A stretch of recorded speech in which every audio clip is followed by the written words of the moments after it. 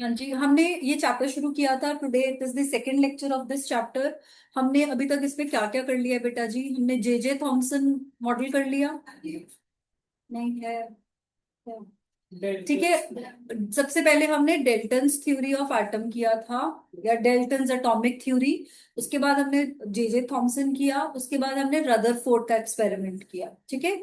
इन सब टॉपिक्स में हमें क्या पता चला? Dalton told us about atom and matter, correct. Thomson gave us the first model of atom. फिर उसमें रदरफोर्ड ने डिस्कवर किया न्यूक्लियस, और उन्होंने हमें बताया that there is a fixed path around the atom, जिसको हम बोलते हैं ऑर्बिट, जिसपे इलेक्ट्रॉन रिवॉल्व करता है। यहां तक हो गया। Now we are doing the fourth concept, that is Bohr's atomic model. ठीक है। तो बोहर जो थे, उनका नाम है नील बोहर। उन्होंने बताया कि एटम स्टेबल क्यों होता है, जिसको रदरफोर्ड बताने में फेल हो गए थे। Rutherford was not able to tell us that why atom is stable, which was explained by Bohr. ठीक है। तो अब बोहर ने हमें क्या क्या बताया, उस पे आते हैं। बोहर का पोस्टुलेट में the first postulate is same as that of Rutherford. उन्होंने बोला electron revolves around the nucleus at a fixed orbit which is also known as shell और energy level। और ये अगर आपका एक एटम है,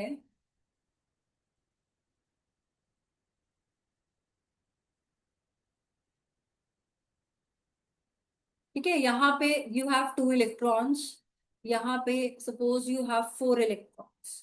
ठीक है। और सेंटर में है हमारे पास न्यूक्लियस। ये जो इलेक्ट्रॉन अंदर के शेल है और बाहर एल शेल है, ठीक है, this shell is also known as energy level.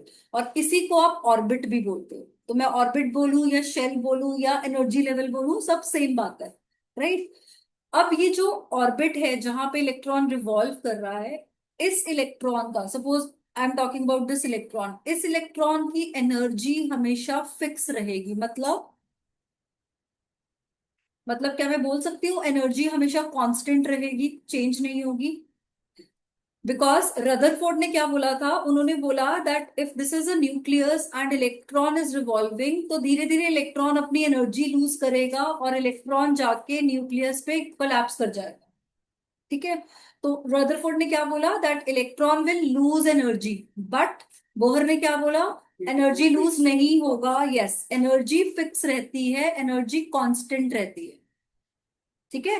तो इस फर्स्ट पॉइंट में आधा पॉइंट तो रदरफोर्ड वाला करेक्ट है कि इलेक्ट्रॉन एक फिक्स्ड पाथ पे रिवॉल्व करता है। बट एक और इसमें चीज ऐड हो गई, that it has fixed amount of energy in it. This was the first point.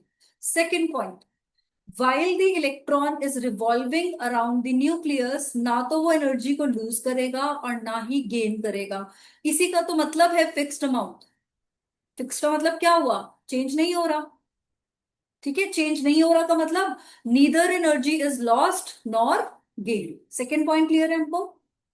Third point, an electron revolving in a particular orbit on gaining certain amount of energy jumps to the next orbit। अब समझो, आपके पास बेटा जी atom है। ये atom का first orbit है के shell, और जो मैं ग्रीन से बना रही हूं ये है एल शेल। ठीक है। अब हम यहाँ पे बना देते हैं electrons.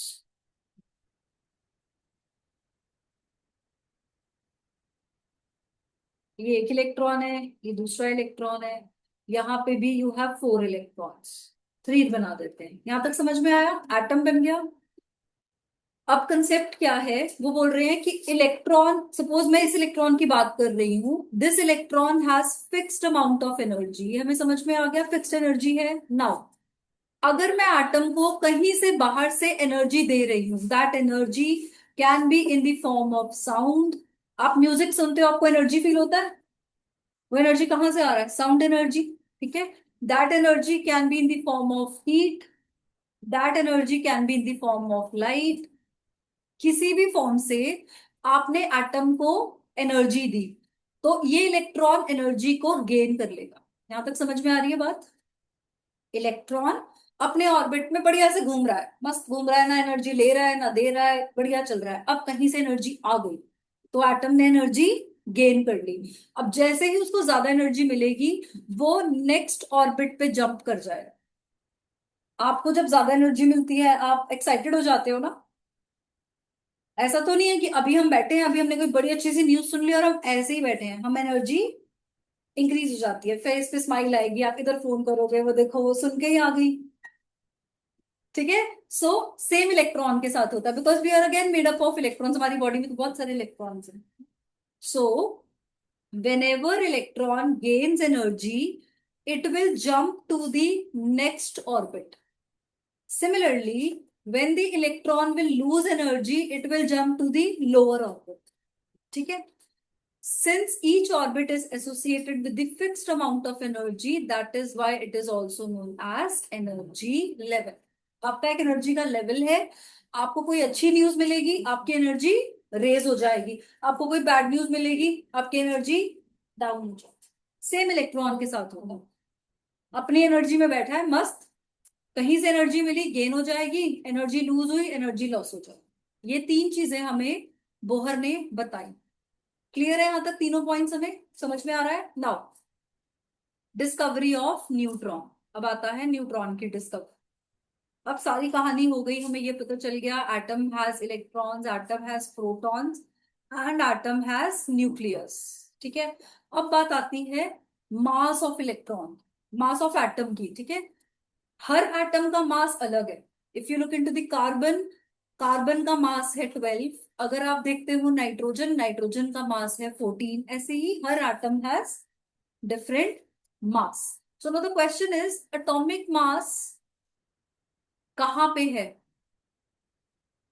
An atom helium, it contains two protons and the mass is 2। ठीक है। हीलियम के पास 2 प्रोटॉन्स हैं और उसका मास भी 2 है। But the atomic mass of helium was found to be 4। अगर मैं हीलियम की बात करूं बेटा जी, हीलियम इज 2 एंड 4। 2 इलेक्ट्रॉन्स हैं और 2 ही प्रोटॉन्स हैं। ठीक है। अगर न्यूक्लियस में सिर्फ प्रोटॉन होता तो न्यूक्लियस का मास शुड बी 2, लेकिन न्यूक्लियस का मास क्या है? 4। अब ये एक्स्ट्रा 2 कहां से आ रहा है? That is the question. समझ में आई? देखो साइंटिस्ट ने क्या बोला, साइंटिस्ट ने बोला दैट न्यूक्लियस है, इलेक्ट्रॉन रिवॉल्व कर रहा है, न्यूक्लियस के अंदर प्रोटॉन है। हीलियम के पास 2 इलेक्ट्रॉन्स हैं और 2 प्रोटॉन्स हैं, लेकिन जब हीलियम का मास देखा गया तो मास 4 आया। इट मींस न्यूक्लियस में प्रोटॉन के अलावा और भी कुछ है जिसकी वजह से 4 मास आ रहा है। यहां तक समझ में आई? अब और भी कुछ है तो उसको पता करना है कि क्या है। So from there we came to the discovery of neutron. So scientist said अगर न्यूक्लियस का मास 4 है there must be some another particle. ठीक है। सो पार्टिकल ऐसा है बिकॉज, अच्छा अगर वो पार्टिकल पे चार्ज नहीं है, क्योंकि अगर चार्ज होता तो एटम न्यूट्रल नहीं होता। Atom is neutral. Why atom is neutral? Because अंदर जितना पॉजिटिव है बाहर उतना नेगेटिव है। पॉजिटिव नेगेटिव तो इक्वल है तभी तो एटम न्यूट्रल है। सो इसका मतलब वो जो अनदर पार्टिकल है उस पे चार्ज नहीं है, तभी एटम न्यूट्रल है। तो हमें एक चीज और समझ में आ गई। So Chadwick discovered these particle by bombarding light nuclei like beryllium with alpha particle.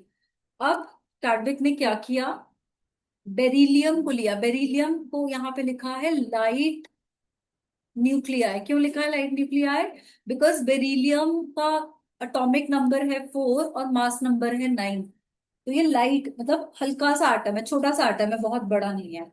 तो कैडविक ने क्या किया, उन्होंने बेरिलियम को अल्फा पार्टिकल के साथ रिएक्ट किया। अल्फा पार्टिकल होता है बेटा जी हीलियम 2 पॉजिटिव। आपको कोई पूछ ले what are alpha particles, they are helium 2 positive, helium nuclei बोलते हैं उसको। ठीक है। तो जब रिएक्ट किया तो कार्बन 12 बना प्लस साथ में न्यूट्रॉन रिलीज हुआ। तो वहां से हमें पता चला that there is one neutral सबatomic particle present in the nucleus of the atom which was named as neutron। यहां तक क्लियर है जी? So definition of neutron is what? It is a subatomic particle with no charge और इसका मास भी उतना ही है जितना प्रोटॉन का मास है। मुझे बताइए प्रोटॉन का मास कितना है। विराट चैट बॉक्स पे टाइप करो प्रोटॉन का मास। बोलो, देख के बोलो, लर्न तो किया नहीं होगा। देखो नोट्स में तो होगा।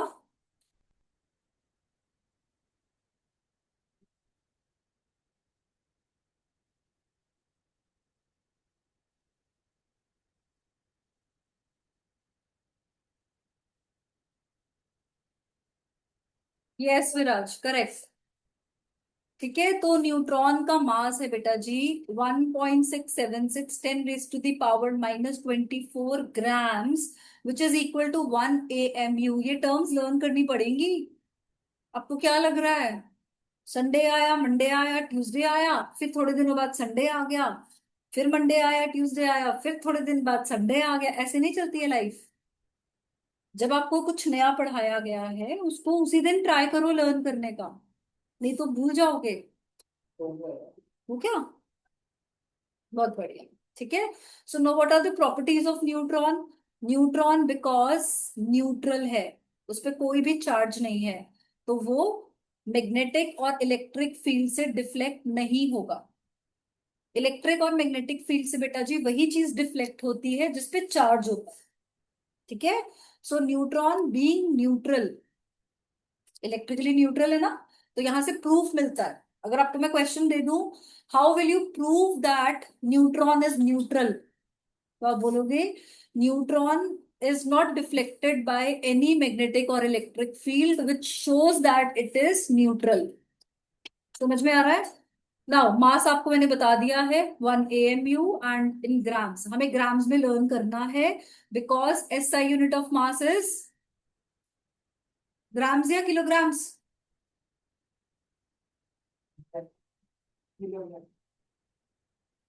बहुत मालूम। So after the discovery of electrons, protons and neutrons, हमें ये पता चला कि हर एटम में ये तीनों सब एटॉमिक पार्टिकल्स प्रेजेंट हैं, बट उनका नंबर वेरी करता है, सब में सेम नंबर नहीं है। इलेक्ट्रॉन, प्रोटॉन, न्यूट्रॉन सब में है, किसी में 4 है, किसी में 5 है, किसी में 6 है, किसी में 11 है, किसी में 56 है, किसी में 109 है, बट सब में है। ओके जी, so we very well know that protons are positively charged, neutrons are neutral। यहां तक ऑल ओके है जी। अब हम कंपेयर कर रहे हैं Dalton atomic theory and modern atomic theory. तो डेल्टन एटॉमिक थ्योरी ने बोला था कि एटम डिवाइड नहीं हो सकता, बट मॉडर्न एटॉमिक थ्योरी बोलती है एटम में सब एटॉमिक पार्टिकल्स हैं, atom can be divided into electrons, protons and neutrons. Dalton ji ने बोला था atom can neither be created nor be destroyed. Modern ने बोला they can be created and destroyed by nuclear fusion and fission. अगर आप nuclear reactions करते हो उसमें एटम बन भी सकता है और डिस्ट्रॉय भी हो सकता है। ठीक है, तो ये वाला पॉस्टुलेट में भी गड़बड़ हो गया। Third, atom of an element are alike in all respects but they differ in the atom of other atoms, मतलब कार्बन का एटम और नाइट्रोजन का एटम डिफरेंट होता है। ठीक है, atom follows the law of chemical combination in the formation of organic compound. Chemical combination के law हमेशा ओबे नहीं होते। सो जो डेल्टन ने हमें एटॉमिक थ्योरी दी थी उसमें से बहुत सारी चीजें मॉडिफाई हो गई। हम ये नहीं बोलेंगे गलत है, क्योंकि जब डेल्टन ने वो चीजें बताई थी हमें उस टाइम पे उतनी ही इंफॉर्मेशन थी, but with the course of time technology नहीं आ गई, स्टडीज चेंज हो गई, तो चीजें हमने ज्यादा समझ ली, तो हमने मॉडर्न एटॉमिक थ्योरी बना ली। क्लियर है यहाँ तक।